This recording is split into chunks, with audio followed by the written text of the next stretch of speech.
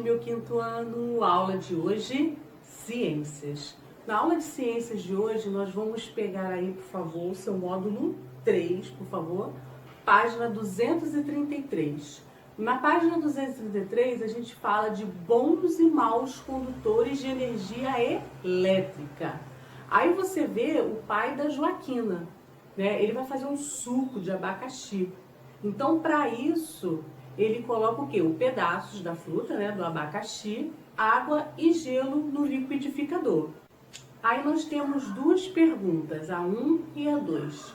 O aparelho, ele precisa de quê? Estar conectado, o aparelho, o liquidificador, à usina hidrelétrica, porque ela gera, né, a eletricidade por meio dos fios, né, que está aí nas subestações de energia, né, que compõem essa rede elétrica. Que o liquidificador ou qualquer outro aparelho, equipamento elétrico funcione, é preciso o quê? Conectar o plug à tomada. E também acionar o quê? O botão de liga e desliga, que a gente não pode esquecer, senão também não vai funcionar. A energia elétrica gerada nas usinas, ela precisa chegar até o equipamento elétrico. Isso acontece por meio de fios condutores, das linhas de transmissão, distribuição, né, dos postes de rua e do interior, para chegar até o interior das nossas casas.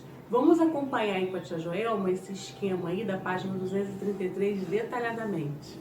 Aqui a gente começa pela usina hidrelétrica, vai pela subestação elétrica, as linhas de transmissão, subestação elétrica nas cidades, linhas de distribuição, aí chega a instalação elétrica nas nossas residências, para chegar ao equipamento elétrico, né, o aparelho elétrico das nossas casas. Já aí na página 233, né, a gente vê que existem materiais que são bons condutores de energia elétrica, que são utilizados para quê? Para fabricar os fios que conduzem energia de um local para o outro, né? A gente tem os exemplos aí dos metais, os cobres, esses são exemplos de bons condutores de energia elétrica. Materiais que dificultam a passagem da energia, como a borracha e o plástico, eles são o quê? Maus condutores de energia elétrica. Os fios elétricos que utilizamos em nossa residência são formados por materiais bons condutores e também por maus condutores de energia, né? Porque os maus condutores, eles são conhecidos como isolantes elétricos, que evitam o quê? Os choques e os curtos-circuitos. Algumas ferramentas utilizadas em reparos elétricos, elas são feitas de metal. Por quê? Porque devido à resistência desse material, né? O metal, ele é utilizado também como um condutor elétrico. Por esse motivo, o local onde as pessoas seguram, como você está vendo essas ferramentas aí, é coberto por um material isolante, né? Como eu já falei, a borracha ou o plástico, para evitar o quê? Choques.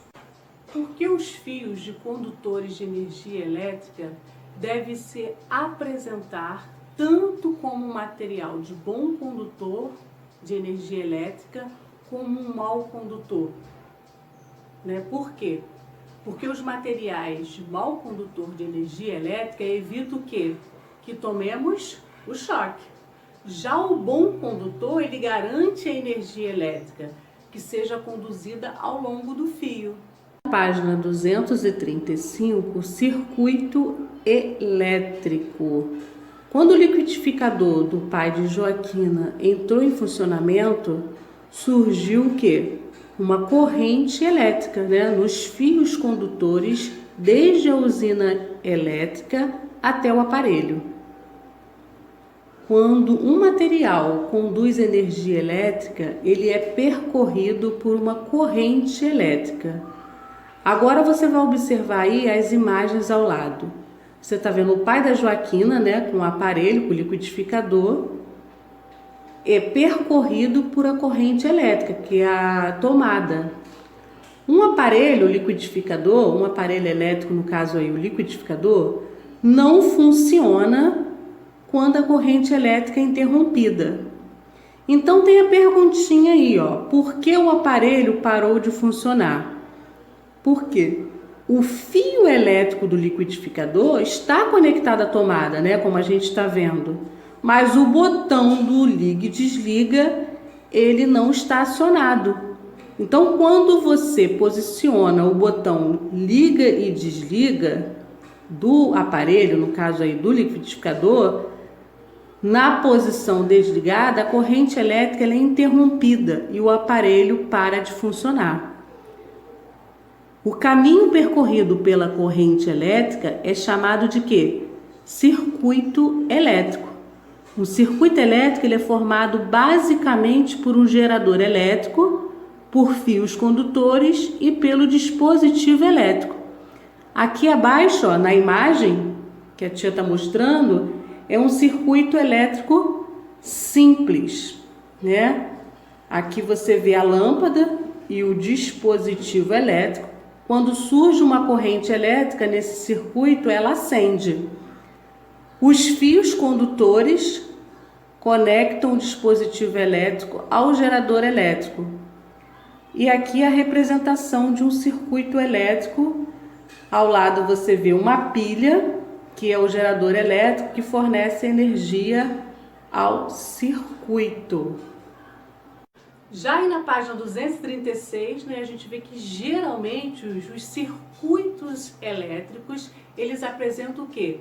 Interruptores, que permitem iniciar ou interromper uma corrente elétrica, quando ligamos ou desligamos um aparelho, né? O botão liga e desliga do liquidificador é um exemplo de interruptor.